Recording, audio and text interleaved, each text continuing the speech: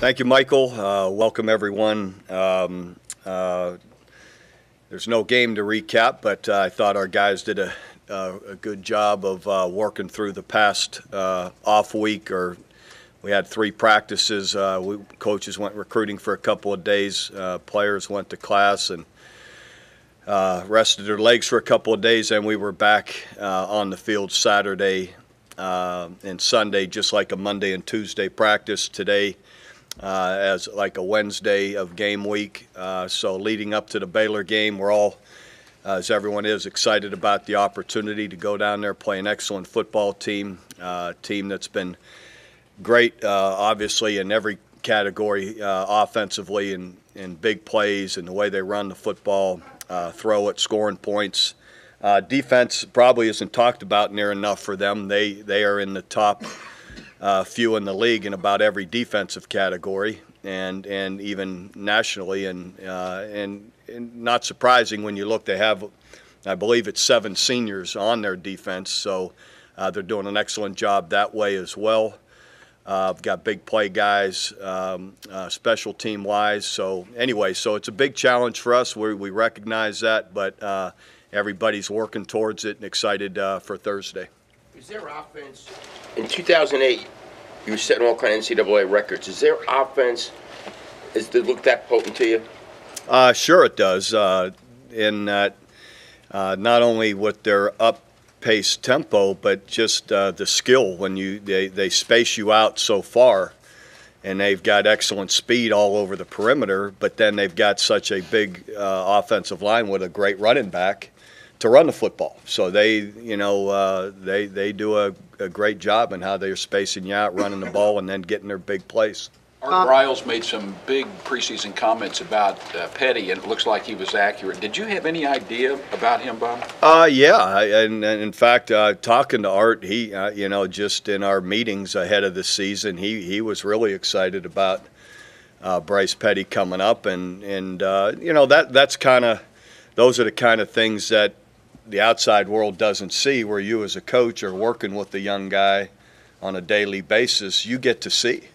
I remember saying that about Sam Bradford, watching him as a guy running the scout team. I was shaking my head at the balls he's throwing, that wait till this guy gets his chance. And so I'm sure Art saw that. The coaching staff on the defensive side for Baylor, they have a rep for pressure and trying to do some unusual things in pressure. Are they still doing that, or are they a little more conservative? Yeah, they still pick their spots where they're gonna come after you with all-out blitzes and pressure you, and definitely it's something that we've been working on, and hopefully, sometimes you can take advantage of it. Hopefully. How much does their defense help what they do offensively and the big numbers that they put up? Well, it makes a difference in that when their defense is getting people off the field, giving their offense more opportunities. That's how, sometimes those big scores, happen when they're playing together that way, or the other team, half of the other team isn't, doing a good job staying on the field. Bob, when you play a offense this potent, obviously you devise a defensive game plan.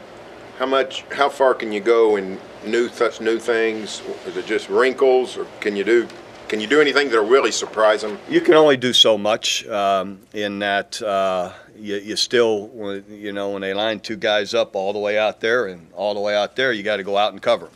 So there's only so many left. At the end of the day, there's only so much you can do. You have to be able to play, and you got to be able to cover them out there, and you got to be able to stop the run game with what's left in here. Aside from the norm, kicking and turnovers being really important, could you put your finger on a couple of things on offense and defense that are vital for you? Sure. The turnovers, turnovers at kicking are always a big deal. I think other factors, 2 things that a week ago in a similar type game, third downs are really critical. Offense being able to stay on the field, pick them up, gain yards, score points.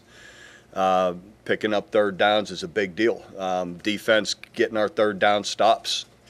I'm sure through the game, both sides, occasional 4th down and pickups or stops are always big. And then hopefully, red zone scores and stops. Those are always big factors.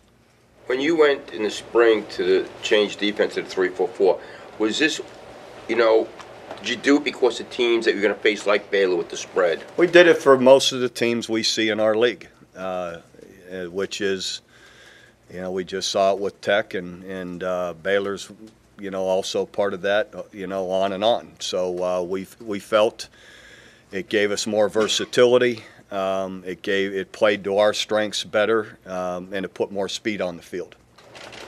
So hopefully it'll continue to help us. Bob, how's Frank Shannon look this week? Frank's been practicing and improving daily, so we'll just have to see, where he is by Thursday. Is there a chance he won't play? I believe he's set to play. How well, through 8 games now, Bob, how well would you say your defense has played this season? Well, I don't know how to say that. We've played pretty well. At the end of the day, I think the offense, and I keep saying this because it's the truth, the offense has also helped it play better.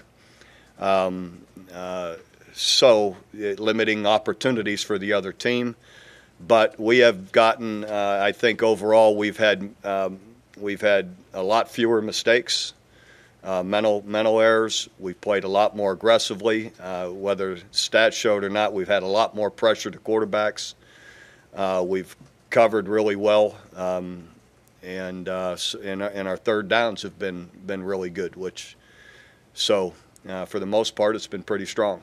Is it fair to say against this opponent in this setting on Thursday night, primetime, that keeping drives alive, the offense that you talked about, is going to be as important as ever? Sure. Maybe more important than it's been all season. Well, it's how it is on all these games, and we have to play together well as a team. How do you stress that in practice? I mean, how does the defense has to do what it has to do? They don't care what the offense is going on. They both work on their side of the ball on things they need to do to stop, to move the football and to stop the other team. So, but we talk about what are the important keys and how we got to play. When Baylor runs the kind of offense they do, you mentioned the 2 wide splits on both sides. That would seem like that would put more emphasis on the physical matchup. In other words, they try to get guys one-on-one. And it is. In other words, is this game, and mental errors less important? That's a factor in a game like this. A lot of this is just staying with your guy and tackling him. No question. Being able to cover people, tackle in space. Same thing inside. Being able to to make plays when you're there to make plays. Talk about Sistrunk, and he's used in so many different ways by them, but his ability to make people miss. Is he one of the most difficult guys you have to defend this year? Definitely, just not only quickness, elusiveness, but powerful, strong runner as well. So he's definitely a big challenge. Are they throwing to him quite a bit too? They don't throw to him a whole bunch. No, they don't need to. They just hand it to him. Why take a chance on him dropping it? So. Are there any lessons that carry over from going down there in 2011? No. It's like last year, there aren't a whole lot of, You want to talk about the previous 4 years? What do they matter, Well, they had, I guess what I was getting at was they had, Robert Griffin in that one game, and I know who they had. I was there. He was able to make plays against you guys late. He was able to make you guys pay for mistakes, things like that. Excuse me. Now the moving forward with this year's game. That's a long time ago. Well, that's what I'm saying. Are there things where you look at scheme wise where you say they did this against us in this situation? This is what we have to guard against. No. Because you have a different coordinator and. No. No. It's not a factor. You like Thursday night games? Heck yeah! Can't wait. So you want one next year and everything? Ask me Friday. Bob, Kansas State is the only team this year that's hung with them into the second half, and been able to kind of slow their offense down. Does that game kind of provide maybe a blueprint of how to play these guys? To a degree, they played very sound defensively. Their offense stayed on the field a decent amount of time, and a lot of the things we've been talking about. there any benefit to telling your guys that you're an underdog this week? Certainly they know that. And is there any benefit to being an underdog at all? Not that I know of. I don't much care. Zach Sanchez told us, Bob, the other day that he was disappointed with how he played against Tech. It seems that he's got a lot more positive to build on just the way he's played this season than that. He has played well. Zach has played really well for a long period of time for us here throughout this year. So he had a tough few plays that he can learn from, and he bounced back from, and so right, he's had a lot more. He's had a lot of plays through a long year so far that he's played really well.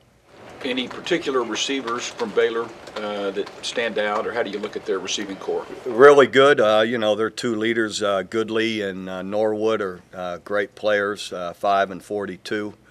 But they all got excellent speed and ability to make big plays. How have Green and Rupkowski prepared this week in taking over Trey Miller's spot? Those guys are all working in there and doing a nice job. Anybody else get any playing time in the void of Miller? We'll see. I'm not. Why tip our hand how much we want to play in those sets, or maybe we need to go to some other sets. So we'll just have to see what we like when we get out there. Who's been grading the best of your offensive linemen?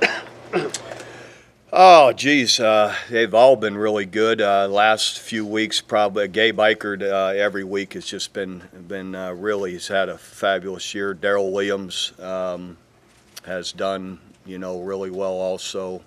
Not that any of them aren't playing. I don't know that anybody's been poor or has. They've all been pretty good. Those guys kind of stuck out to Coach Biedenbow a little more. You mentioned that you think your defense has been better this season, and you've made schematic changes. So I'm wondering, what about the changes that you've made have the players been able to parlay into better defense? I mean, they must be playing better themselves. You guys may be throwing a better scheme out there. How is it meshing to be a better defense? Really well. As I said, we've had a lot fewer mistakes. Players take a lot more intense and focused on doing it right in practice and in meetings and in getting it right. And, so even the execution in practice and how they compete is better. And it carries over to the field. And on the field, we've, the guys have competed well. There's been very little that we've given up that's been real easy, Is there something about the skill set of your players that makes it easier for them to execute in the scheme you're putting out there now, or is it just that they're more invested? I think they're for whatever reason I don't want to say that invested. That's me. I don't want to. What I'm saying is they're working hard at it, and coming into the year, there's a lot of inexperience there, and sometimes that lends to a sense of urgency and pushing themselves to make sure that they're prepared and can play at this level, and they've been able to do that with a lot of new parts. 8 new parts, and guys, they're doing it well, and we just got to keep pushing for more because most all of them are all back, and we'll keep getting better. I can't remember exactly what you said back on signing day, but something to the effect that you just knew Jordan Evans was such a good athlete, you're going to put him somewhere. What is it about how he's kind of, blended in at linebacker that's impressed you?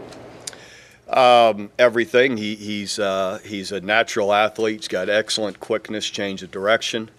What's pleasing when we first put him in there is how natural it was for him to find the ball, to be where he needs to be. You guys have heard me say it a lot.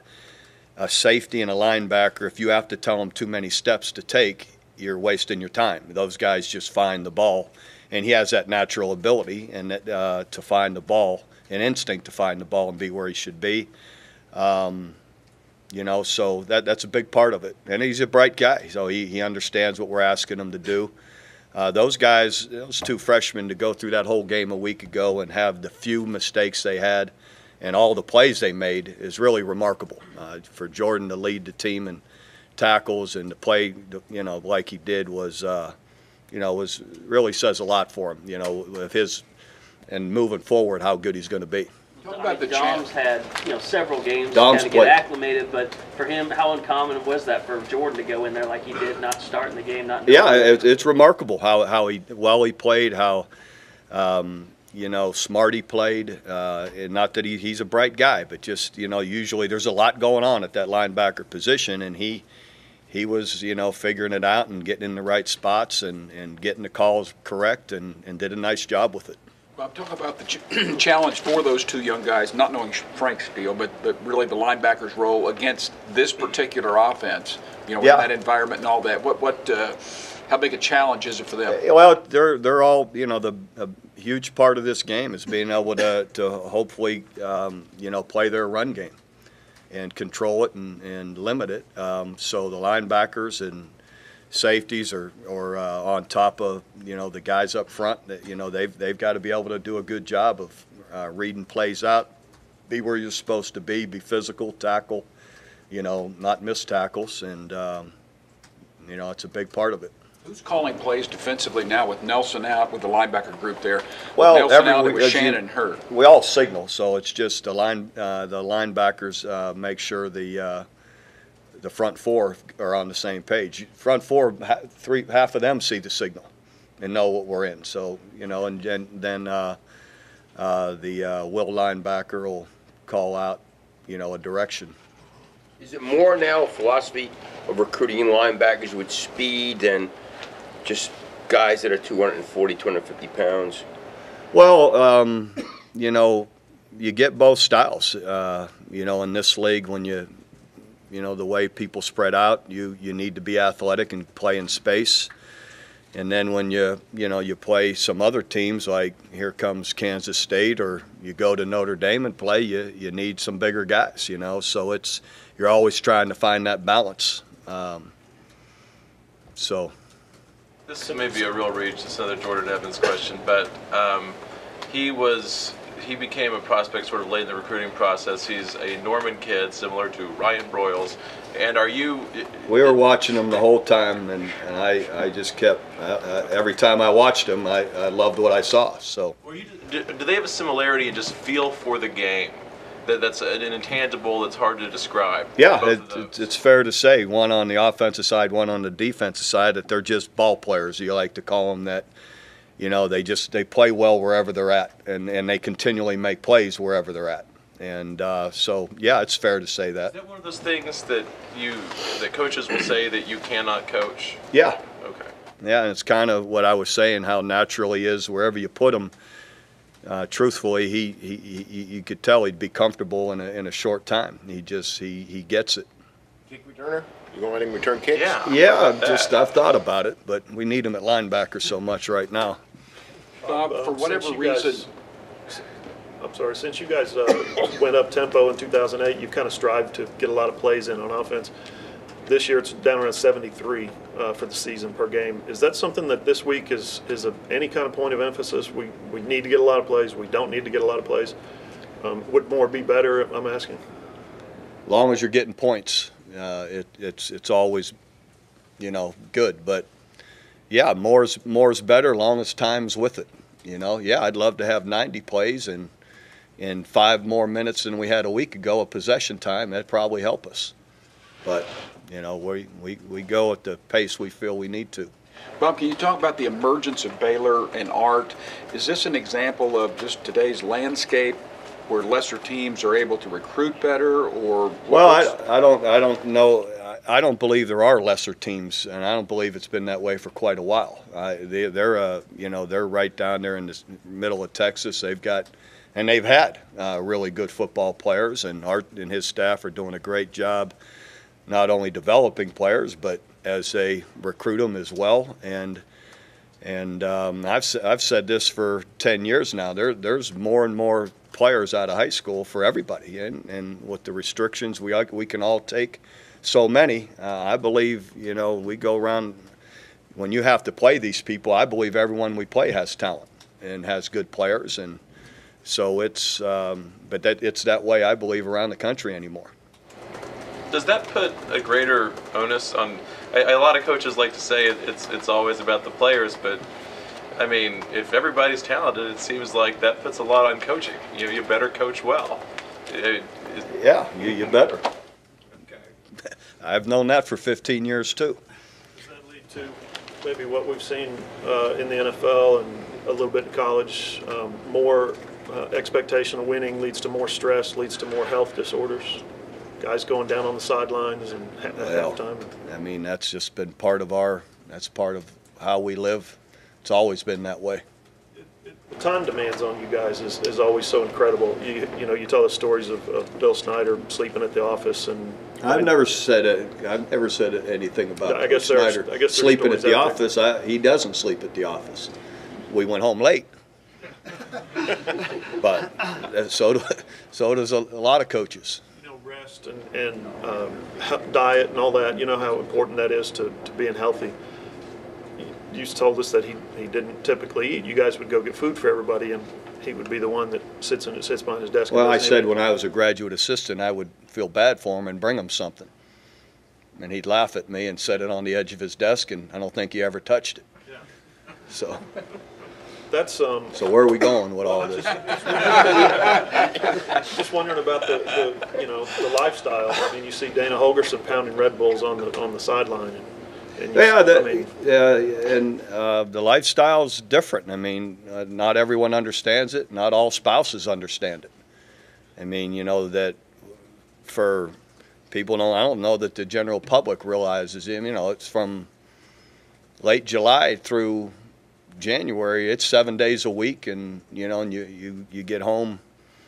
8, 9, 10, 11, sometimes midnight 1, depending on what how you're scheming things, and at night, so it's a different lifestyle that, isn't for everybody, but the guys that are in it, you love it. It's what you do. But given your family history, though, I mean, how important is it to you to make sure that guys aren't up here all hours of the night and do get plenty of time to eat? Two things I find are really important, that you do find a balance with your family and your job. I think in the college game, too, is a little different than the pro game. Our players don't walk in here at 8 in the morning ready to work all day.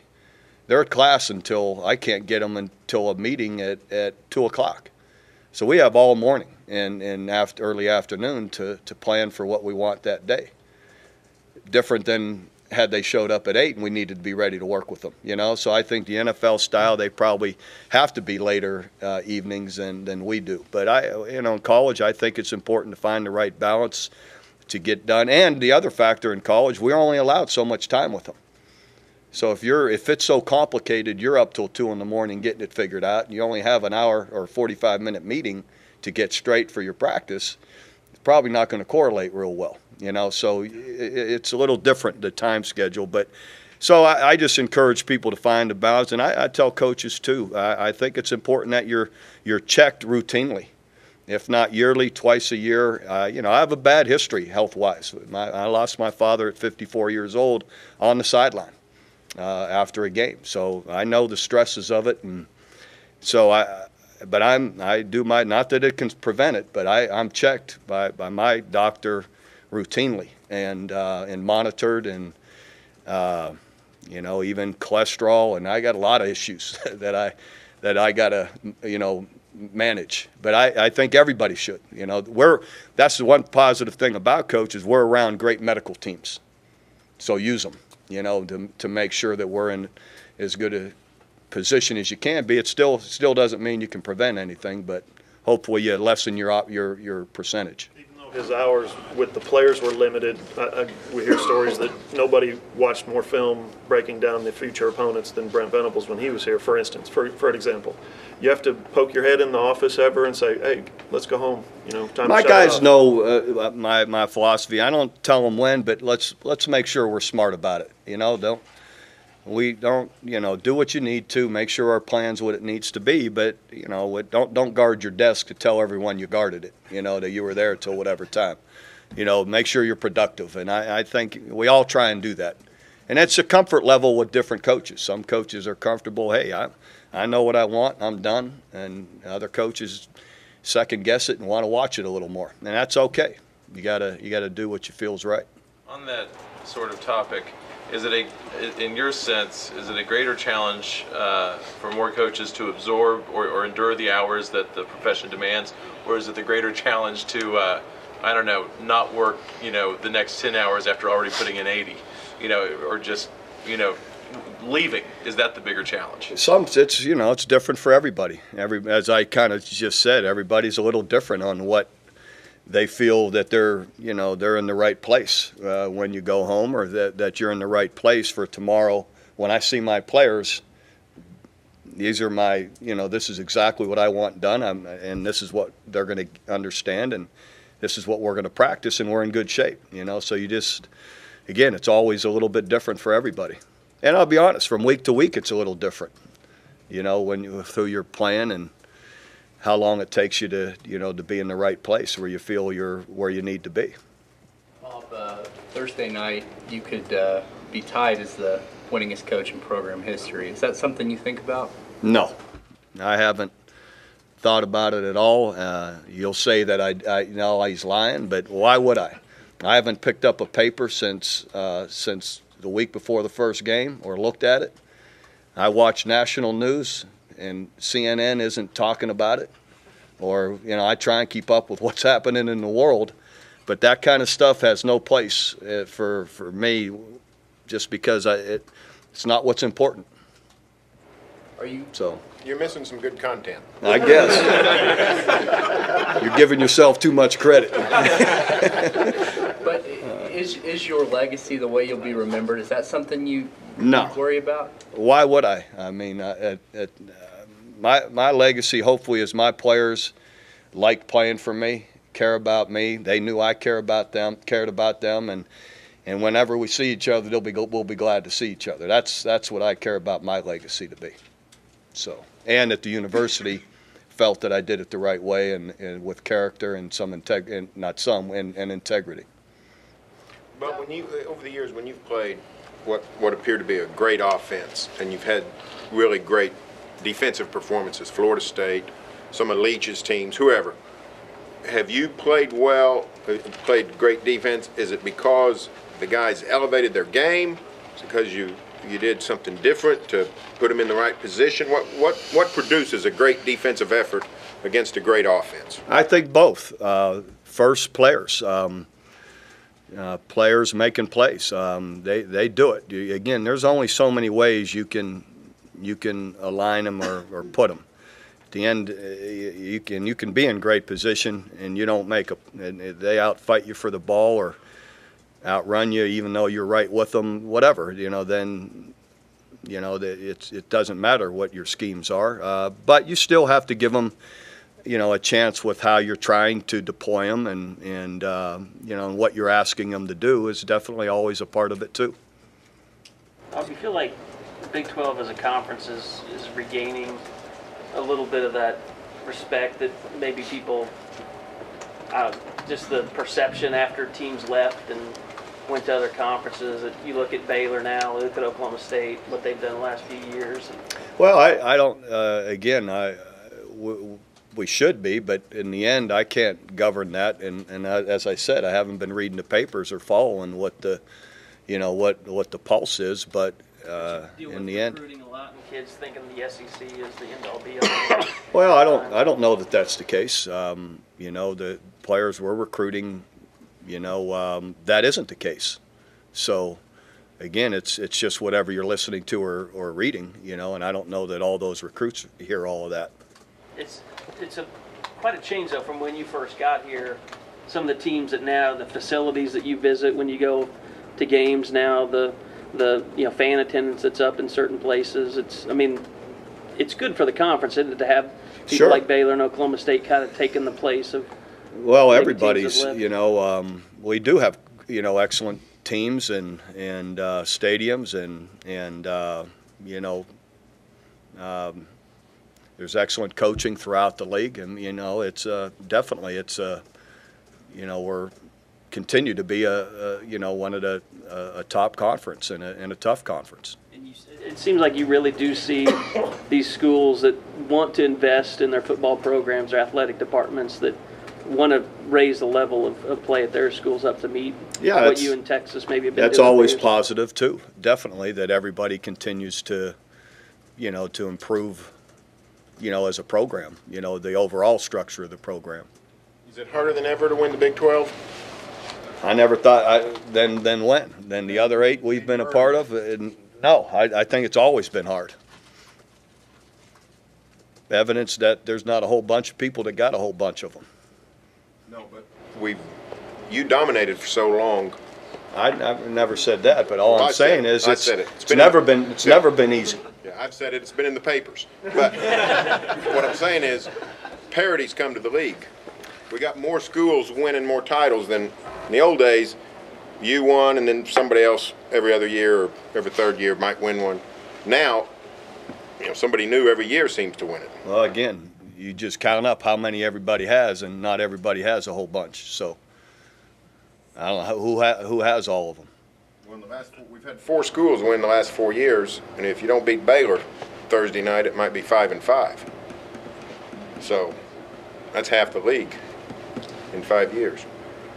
Whatever. I don't. All right, guys. I don't know where we're going with all that.